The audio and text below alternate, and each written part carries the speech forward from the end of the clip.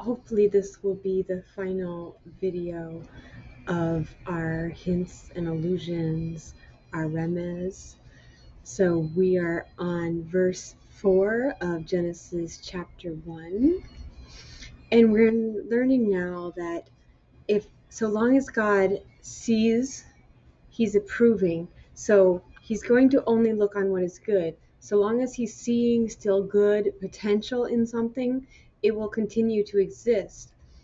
But if he no longer sees the good in it, then it has no longer purpose and it should no longer exist. So God is actually continuing to see. Let's read. And God saw the light that it was good. According to the plain meaning of this verse, the word wayar, he saw, means that God approved of what he saw and decreed that it should endure. In Talmudic Hebrew, we find the word ra'ah, he saw, as a sign of approval, such as when the Talmud says, I approve of the words of the sages called admon, and there's the word for seeing. You will find that these words are attributed to God on every day of the creation.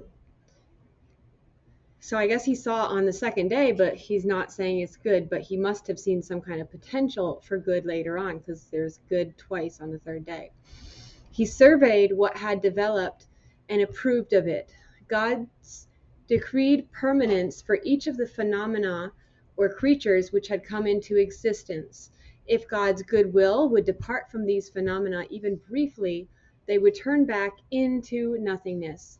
This is why he sealed the entire creative process with the words, Wehine Tov, Me'od, and here it was very good. These words express God's desire that the universe would endure. So as long as anything is good, anything has potential, God will see that and it will continue to endure. It will, like, only something that was complete darkness, or as in completely evil, there's no good left in it. So even when we think something is evil, if God is seeing the good in it, then, God is only seeing good. Overall, everything is good. So the additional words in our verse, instead of merely the words Wayar Elohim Ki Tov, we have Ve'eth Ha'or. They were needed, as otherwise we would have thought that the words Ki Tov referred to the creation of heaven and earth instead of to the creation of light. God did not yet decree that heaven and earth should endure, seeing they were incomplete, and only on the second day did the separation of heaven and earth occur, when the word Rakia, firmament, was created to divide between them. Finally, on the third day, the upper waters and the waters in the lower regions were separated. This completed the process of creating heaven and earth. At that point, God's decreed that they should endure, and he said it was good. So just like with light, it was only said to be good when it was called out of darkness, but not separated from the darkness yet. But it was serving some kind of beneficial purpose, being seen or something. So it was eternal. And so God is good. He is eternal. All this is coming out of God. But it's not until it has this specific purpose that has good that it serves, then it's not called good. So even darkness overall is good when he's seeing everything that he's done, because he says, I also create darkness. So darkness specifically might not be good, but overall, like the entire day is good. Were all our souls created? Were they around at the beginning? We can look at the Kabbalistic approach here to help answer that question. A Kabbalistic approach to our verse yields the following insight. The words Eth Ha'or, at the light, were meant to include something that Rabbi Akiva achieved when he descended into the Pardes, regions of inquiry into the mysteries of the universe. He was the only person to emerge intellectually unharmed and physically intact from such studies as we know from Shir Hashirim, Rabbah, as well as Hagiga. It is also possible that these words were meant to convey that the souls were created simultaneously with this light. This idea is hinted at in Job 38:19. Which path leads to where light dwells? And it says also, verse 21, surely you know, for you were born then, and the number of your years is many. Nachmanides explains these verses in the manner our author understands them, Rabbi Havel. Here we may draw the conclusion that what is above, heaven, is not beneficial until what is below lines up with it. As in, God's will being done in heaven, how is that good until earth is in line to receive it? So here he's pointing out that on the second day, nothing was called good, but yet on the third day it's twice. And he's speculating that on the second day angels were probably created, so why wouldn't that be called good to endure? So it wasn't said to endure until there was that below. And he's mirroring this with Israel, that until Israel existed to receive the Torah, and I guess the angels had it first, then this wasn't called something good, that they would just have it and have nobody to give it to.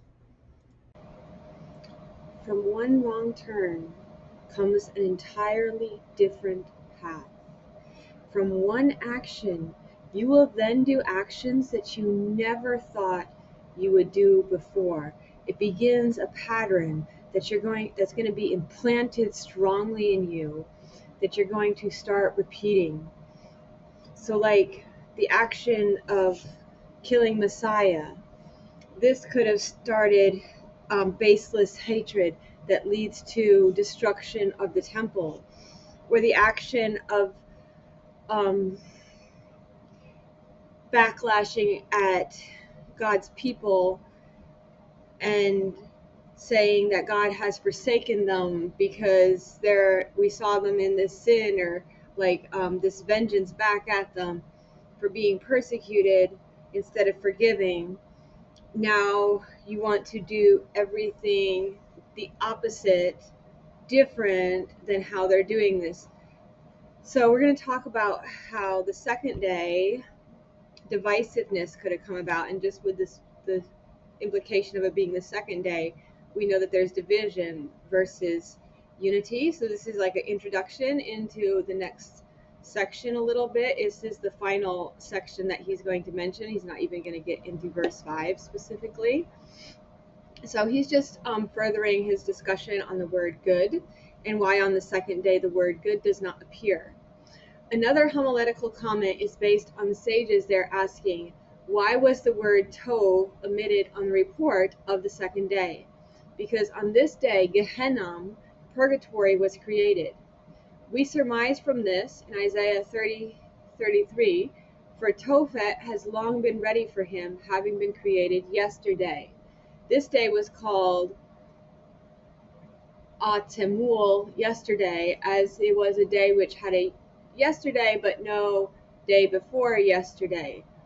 Now with Gehenna, I would say that maybe it's something like the monster, like the pit is its mouth, and it wanted to swallow the earth, and since it wanted to swallow the earth, instead now it becomes a pit. It swallows its own tail, kind of thing. Like, because I think that earth is a corpse, but that would be a discussion for another day. So like, when was it created? Well, I guess like when its corpse was set up for that purpose. Another reason cited by our sages for the absence of the word good on the second day is strife was created on that day. This is what is meant by the words, and it will form a divide between waters and waters. Now waters can represent people, so like beings.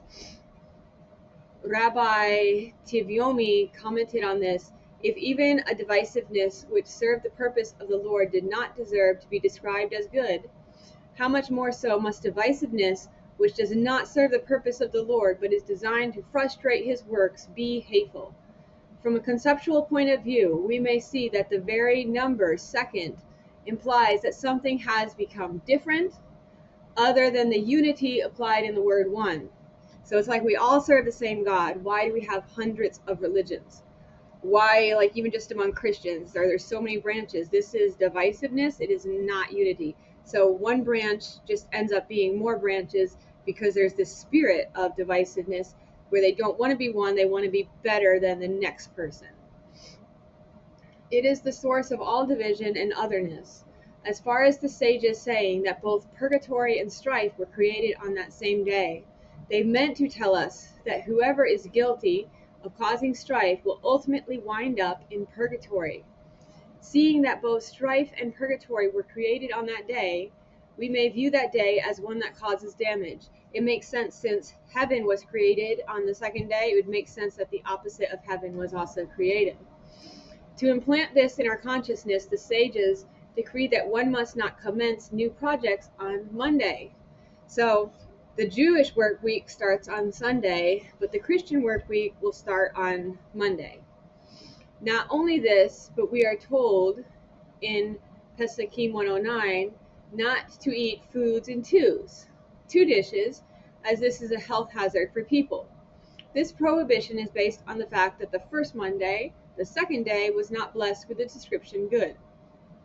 It all goes back to the fact that the divisiveness introduced into the universe on that day was the first of its kind. Starting with this divisiveness, other disagreements ensued, such as earth not complying with the will of God. On the third day, when God directed that earth should produce fruit-bearing trees, which are themselves edible, all that earth produced were fruit-bearing trees. The trunks earth produced were not edible. On the fourth day, the day when the luminaries were hung in the sky, and two large luminaries soon turned into a larger one and a smaller one. Our sages in Hulin 60 relate that there was an argument between the moon and God concerning the sun's superior status. God had to intervene and ask the moon to downsize. So it's like Jacob and Esau could never get along. One has to always be better than the other, and it was similar with the disciples. So until, like, Messiah is the only one that doesn't have the spirit, until we all take after Messiah, who isn't worried about who is the greatest. Instead, all are on equal standing before God. On the fifth day, God had to salt away the female of the Leviathan, then we're restored to that day of oneness. As explained by our sages in Baba Batra, according to the Talmud, God castrated the male of that species while killing the female and preserving its flesh, salting it away for consumption by the righteous in the distant future. On the sixth day, the day the first man and woman were created, they sinned, causing further divisiveness, resulting in their banishment from Gan Eden. We observe that divisions were manifest on every single one of the days following the second day when such divisiveness first appeared, recognizing then where we come from and where we are going is that God would be one, his name one, when it stops being about us being our own God, and the intention being put on us and us being right, then it's just that God is right. So thank you so much for working. We're about halfway through now, I guess. We finished the Remez, and we're on to the Drash, which is like teaching such as what he just went into. He called it homiletical. That is the Drash level. So again, thank you so much, and I pray that you are blessed for your study of the Torah.